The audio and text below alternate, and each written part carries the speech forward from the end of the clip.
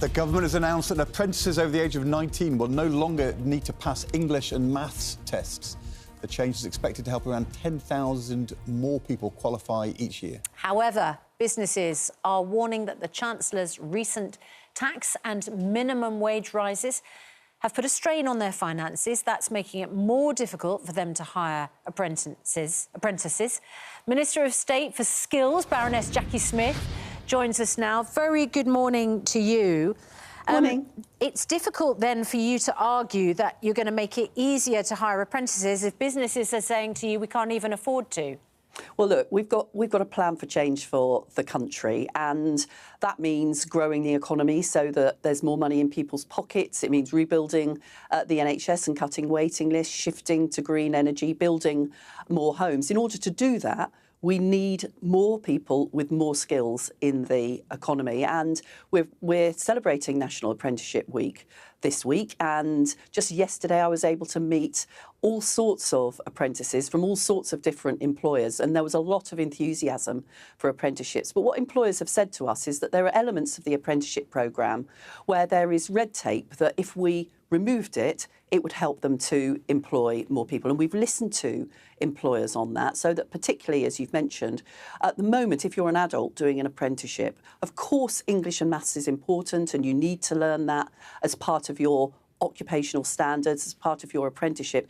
You don't necessarily have to do that by taking a separate exam, and it's that requirement that we're removing. But just to be clear, on the point about national insurance, actually, that is an argument for taking on apprentices, because up to the age of 25, if you're an employer, you don't have to pay national insurance, any national insurance, on people that you take on to apprenticeships. So there are lots of really good arguments why employers should take on apprentices. It's good for them, and it's really good for the country. So should employers be swapping their more expensive employees and put cheaper apprentices in their place? No, of course they shouldn't, Susanna. And what we need to see is whether or not apprentices, and of course apprenticeships and apprentices come at all ages. And one of the important things that we need to do, and employers need our help to do, is to upskill people when they're already in work. So if you think about the challenge of digital skills... But you just said you're encouraging employers to take on apprentices because then they could avoid the national insurance hike. No, I didn't say that. I didn't say that, Susanna. What I said was that if you take on an apprentice up to the age of 25, you won't pay national insurance contributions.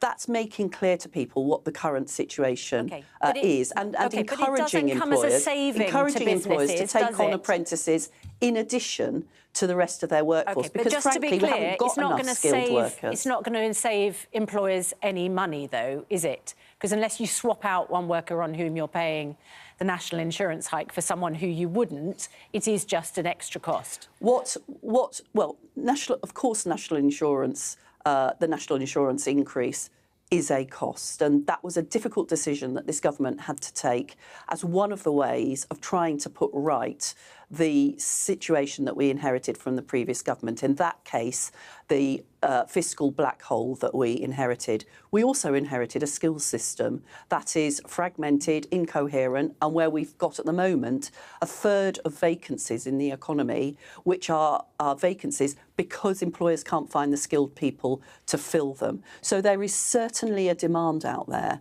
for more skills. Employers are demanding it, and our plan to change the country needs it as well.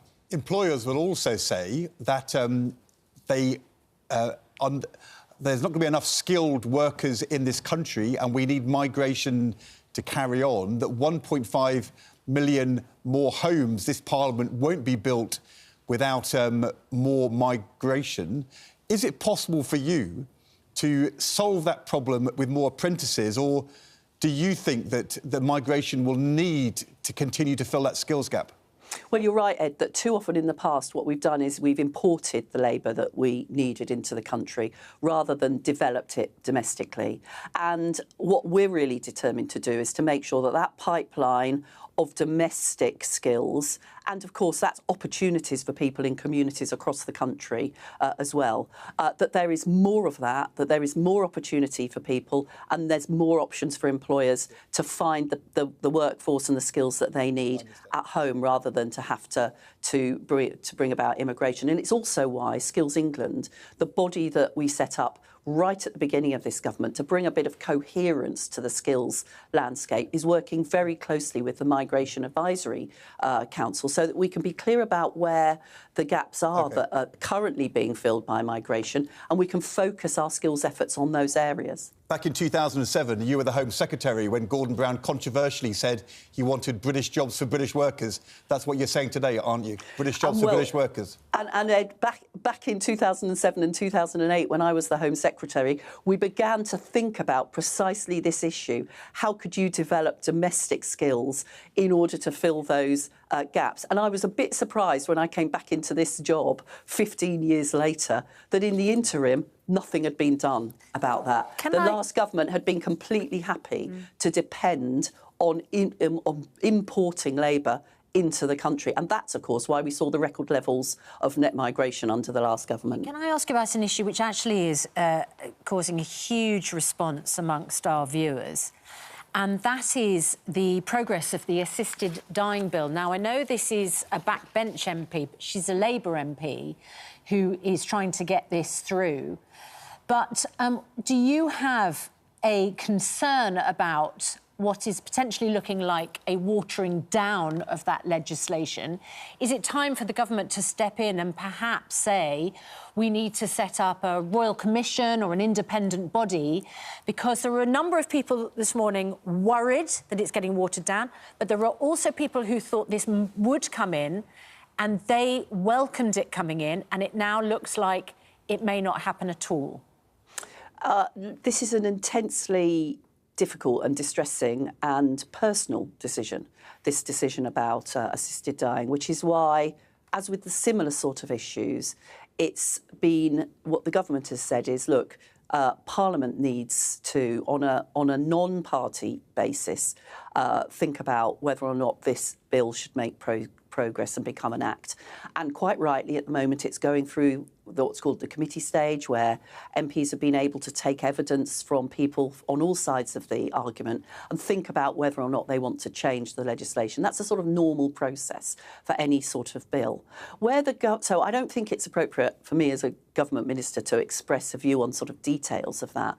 But what the government will do, if it goes through Parliament, if it's Parliament's will that this becomes law, then the government will ensure that it's practical, that it can work, and we will also produce an impact assessment so people can see what the impact of that will be. And I think that's the correct way, Jackie, to do that. But the issue, which Susanna asked, is if the bill fails, private members' bills often fail. Kevin and Andrew are saying to us this morning they think this bill will now probably fail because of these changes. The Prime Minister was very clear before the election.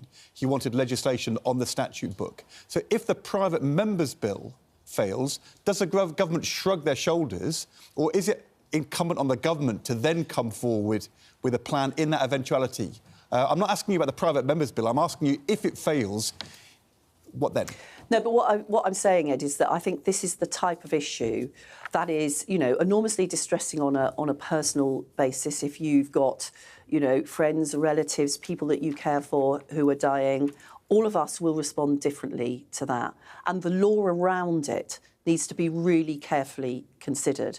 And it's not something that sort of divides on party political lines, which is why it has been the subject of a private members' bill. And I think it's right that Parliament, having individual MPs, having thought, I know, enormously hard about it and talked to their constituents and thought about their conscience and their judgment, come to that decision first. And then down the line, well, we'll see what happens. But I do think it's important that process is allowed to happen. Baroness Jackie Smith, thank you very much indeed for your time this morning. Thank you.